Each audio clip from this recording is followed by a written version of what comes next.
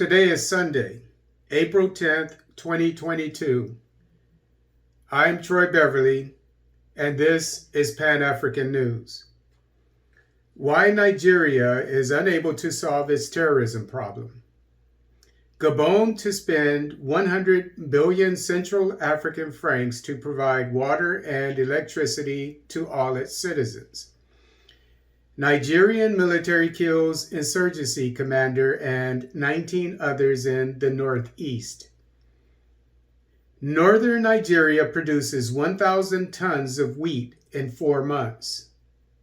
Chadian human rights group condemns the government for its mismanagement of the nation's water. 1 million cattle die in Somali region of Ethiopia. Nigeria. Why terrorists overwhelm security agencies. This article is taken from Guardian Nigeria. As Nigeria continues to count its losses from the recent spate of attacks by bandits on public facilities, military formations, and innocent lives in Kaduna State, some ranking members of the intelligence community have identified reasons it might be difficult for the country to win the war against terrorism.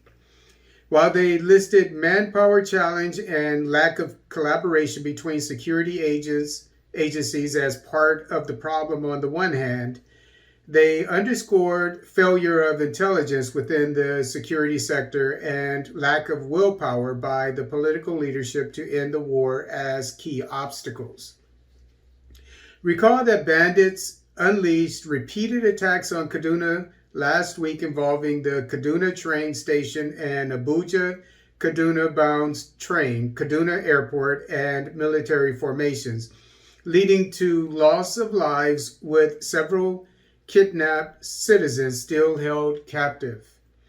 But the Kaduna attacks are only recurrences of several such incidences across the country, which the security agencies now seem not to have answered to or the wherewithal to thwart or repel.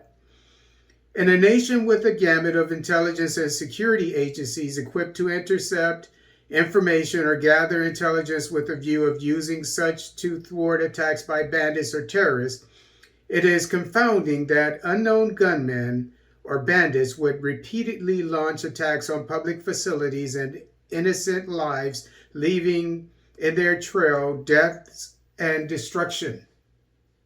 Manpower issues, which had always been identified, are still bedeviling the entire security sector and remain the main reason why the terrorism war is yet to be won.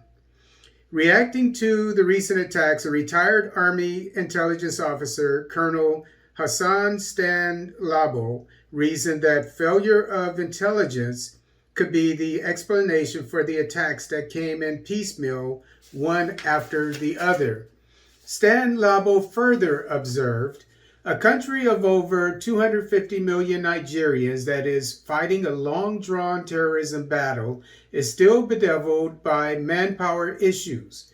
Could that country be said to be serious? I expect that the entire 30-kilometer stretch of the Kaduna-Zaria Road, consisting of those 3 notorious communities that are giving us headaches, would by now have been embedded with plain-clothed security personnel.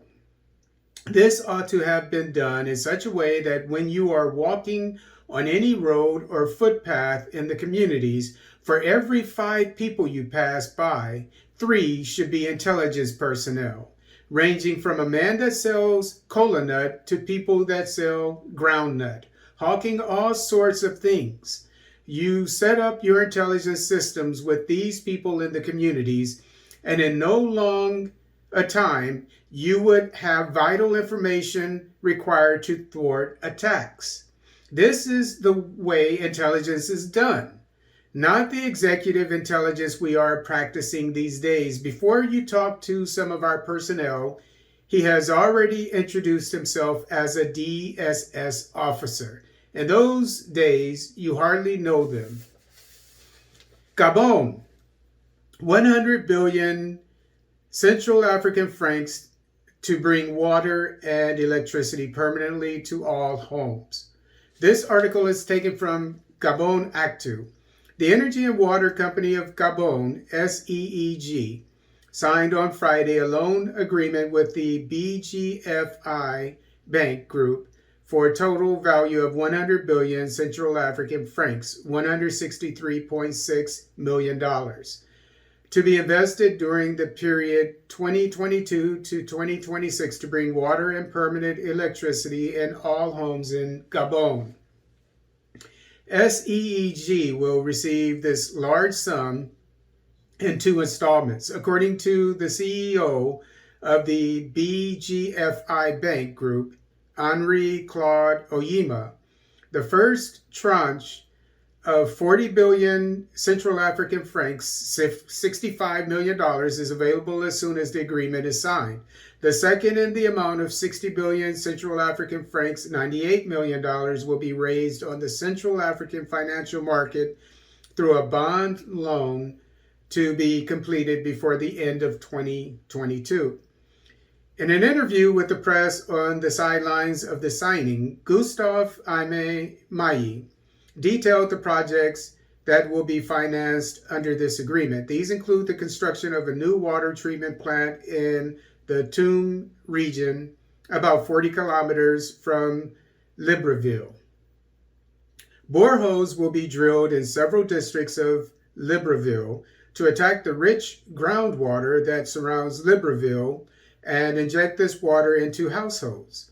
In Greater Libreville, water pipes that have become obsolete will be renewed in certain neighborhoods to facilitate water circulation and eliminate leaks.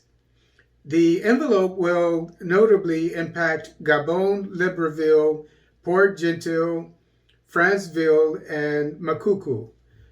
In terms of electricity, the kitty will be invested primarily in the renewal of dilapidated transformers such as that of Plein Seal Besige, the extension of the distribution network to new districts. Several dozen cables will be drawn to bring electricity as close as possible to households, said the CEO of SEEG, who promised a very significant improvement in the situation by 2026. Nigeria. MNJTF kills ISWAP commander, 19 others in Borno. This article is taken from Guardian, Nigeria. Troops of the Multinational Joint Task Force, MNJTF, have neutralized the commander of the Islamic State West Africa Province, ISWAP, Abubakar Dan Buduma, and 19 other fighters in Borno State. Dan Buduma and his lieutenants were eliminated in an intelligence-led and coordinated aerial and ground bombardment by the Nigerian Air Task Force under Operation Hayden Kai and the Multinational Joint Task Force in Kwalaram village in Marte Local Council of the state. Dan Buduma, who had replaced Mohammed Bana, was the ISWAP's chief naval officer commanding the waterways of Kirta, Bakassi, Bunigil, and Doran Buhari in Marte Council. According to him, Dan Buduma and over a dozen of his lieutenants were neutralized by the Nigerian Air Force, NAF, fighter jets in the Kwalaram community. Other terrorists were also killed in similar airstrikes in the ISWAP convoy of gun trucks in the Arege Bukar Mariam axis of the Lake Chad Basin. Nigeria. NALDA harvests 1,000 tons of wheat to meet demand shortfall. This article is taken from Guardian, Nigeria. Amidst the shortfall of wheat due to the Russia-Ukraine war, the National Agricultural Land Development Authority, NALDA, has commenced the harvest of 1,000 metric tons of the grain in Gombe State. The farm, which sits on 100 hectares of land, was one of the 2,500 hectares of wheat farmland cultivated in 9 northern states at the beginning of the dry season in December 2021.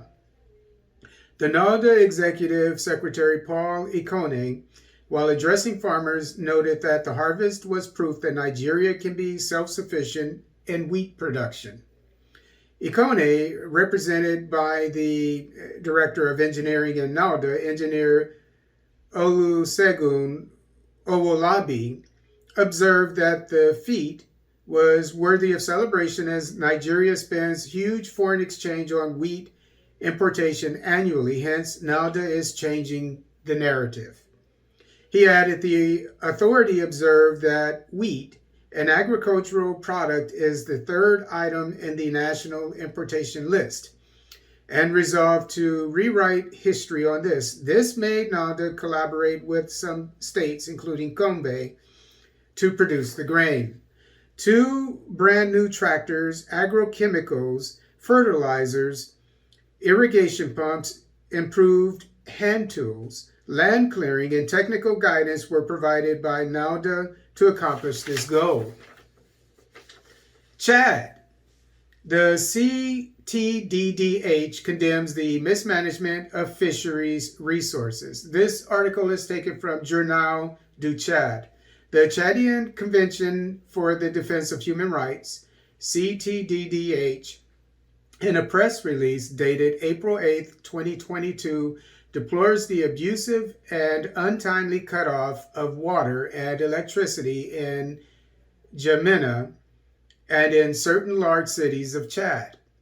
Indeed, from the start of this summer, the Chadian water and electricity companies allowed themselves the right to restrict free access to water and electricity to Chadian consumers, both in N'Djamena and capital, then in the provinces, in flagrant violation of the text of the Republic.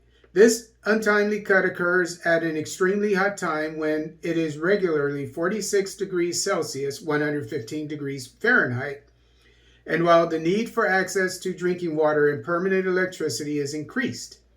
The 2 Chadian water and electricity companies are drastically reducing their performance, thus plunging users into an unprecedented ordeal.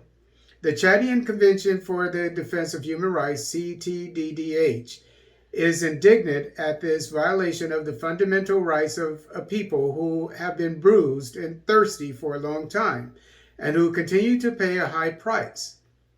It emphasizes that these 2 national societies have by their actions violated fundamental human rights, in particular basic social rights such as the right to life and personal development.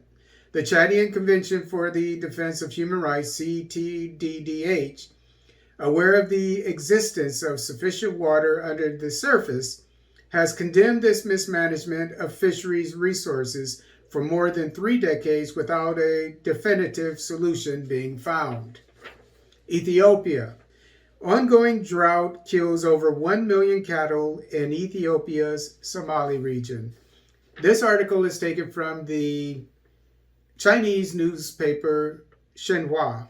More than 1 million cattle have died due to the ongoing severe drought in Ethiopia's Somali region.